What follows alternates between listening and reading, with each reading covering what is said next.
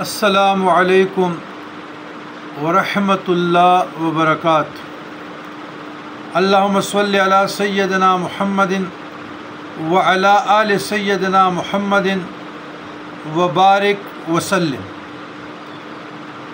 یہ میرے ہاتھ میں جو کتاب ہے جواہر خمسہ کامل، اس سے یہ نسخہ ہے برائے قضائے حاجات کا، اور روایت یہ ڈائریکٹ لاتے ہیں۔ رسول خدا صلی اللہ علیہ وسلم سے روایت ہے کہ جو کوئی صبح کو فجر کے نماز کے بعد 100 مرتبہ نہایت ذوق و شوق سے اس دعا کو پڑھے گا، ایک ہفتہ میں اپنی دلی مراد کو پہنچے گا۔ اگر اس ہفتہ میں اس کی حاجت براری نہ ہوئی تو اپنی خطا سمجھے، یعنی کوئی قصور اس سے واقع ہوا یا کوئی گناہ کیا یا تلاوت یا طہارت میں فرق ہوا۔ اعتقاد درست رکھنا شرط عظیم ہے۔ اچھا، دعا ابھی کوٹ کرنے سے پہلے یہاں بھی صاحب مصنف نے ڈائریکٹ حضور علیہ الصلاۃ والسلام سے روایت لی ہے۔ اب یہاں ہمارے ساتھ کوئی ریفرنس نہیں ہے، حدیث نمبر نہیں ہے، راوی نہیں ہے، لیکن چونکہ تصوف کے میدان میں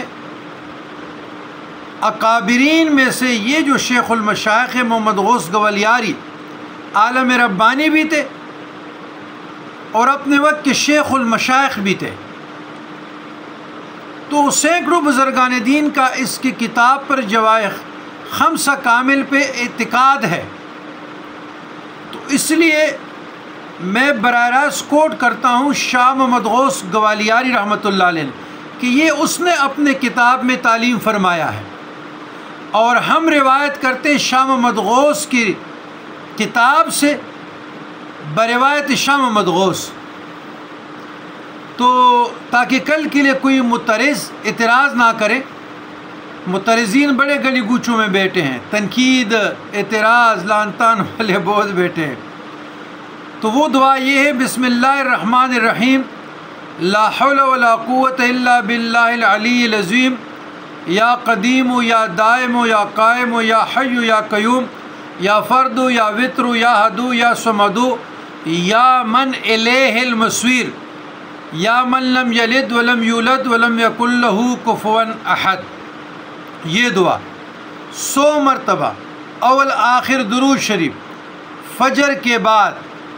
طلوع آفتاب سے پہلے، برائے قضائے حاجت، جس کو کوئی بھی حاجت ہو وہ اس دعا کو پڑھیں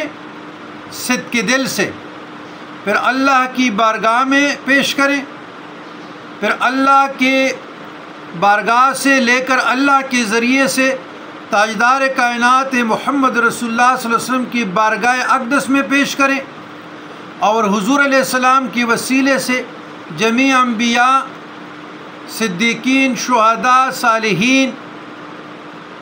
ازواج مطہرات، امہات المؤمنین، اہل بیت اطہار، صحابہ کرام،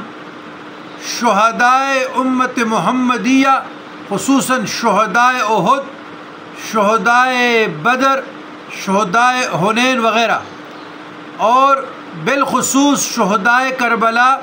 سید الشہداء امام حسین علیہ السلام و ان کے رفقا، اور اس کے ساتھ جناب خضر علیہ السلام، جناب اویس کرنی رضی اللہ تعالیٰ عنہ، اور جناب امام مہدی علیہ السلام کی بارگاہ اقدس میں پیش کیے جائے گا،